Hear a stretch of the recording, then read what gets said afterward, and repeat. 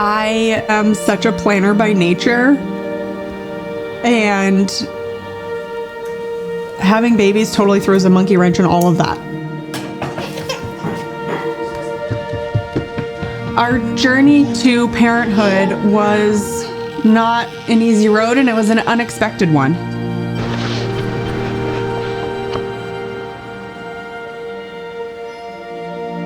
You're taught when you grow up, wear protection, it can happen the first time, all the things, and so you think when you start to try, maybe it'll take a couple months. When you're trying and failing, the defeat makes you just feel like it's not meant to be, and it hurt.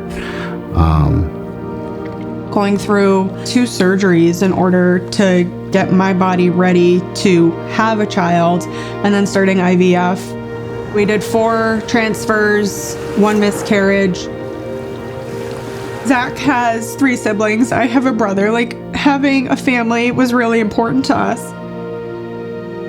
In February of 22 was when the doctor transferred 2 embryos, and we had transferred 2 embryos in the past and had nothing happen. So I was just like, sure, And we found out we were having twins. I just looked at Zack and I was like, of course we're gonna have twins,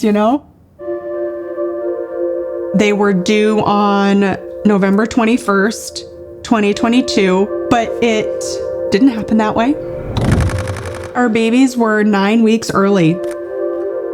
When they were born, they had, the tube in the nose that they got fed through. They were hooked up to breathing machines. They were hooked up to heart monitors.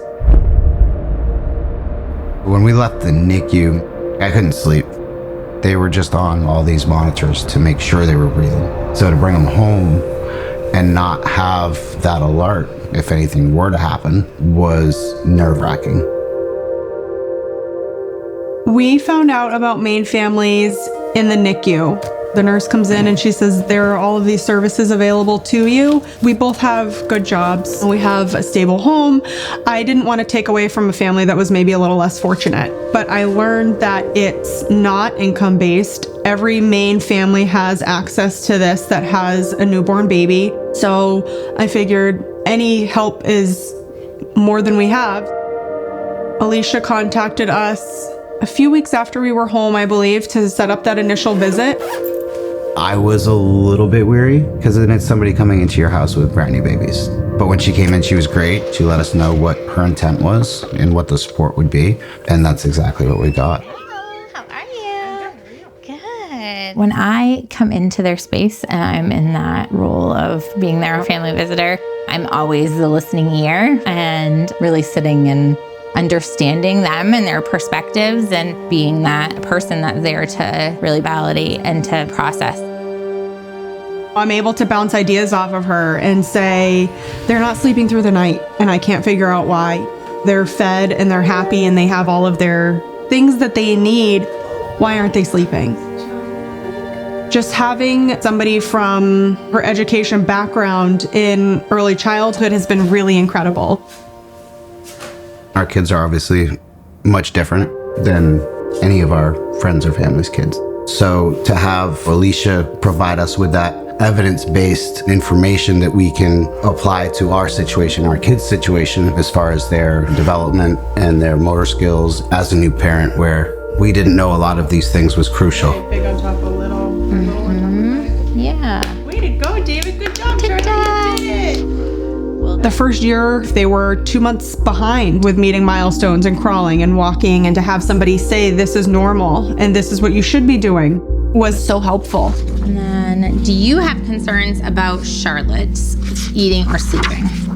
I do not. Does your child wake 3 or more times during the night? Not anymore. Yay! The beautiful things come out of the hard parts, right? There's a lot of benefits to being able to sit with that. Raising our children, it's not linear. And to have that knowledge coming from somebody who can speak to what it is that we're going through, it's so important because we don't know what we're doing all the time. I think without Maine Families as a support We may not have been able to move forward with difficulties as easy as we did. And I think that everybody should be involved with Maine Families because there's no downfall. I have seen Charlotte and David grow into just very independent toddlers that are really starting to take off. One thing that I do love about Charlotte is how strong-willed she is. I love that she is strong and independent. She'll go grab a book from her bedroom and sit there and read it by herself. David is sensitive, and he's so smart. Just watching him, you can tell he's focused, like he's thinking about something. He's looking for his next move, always.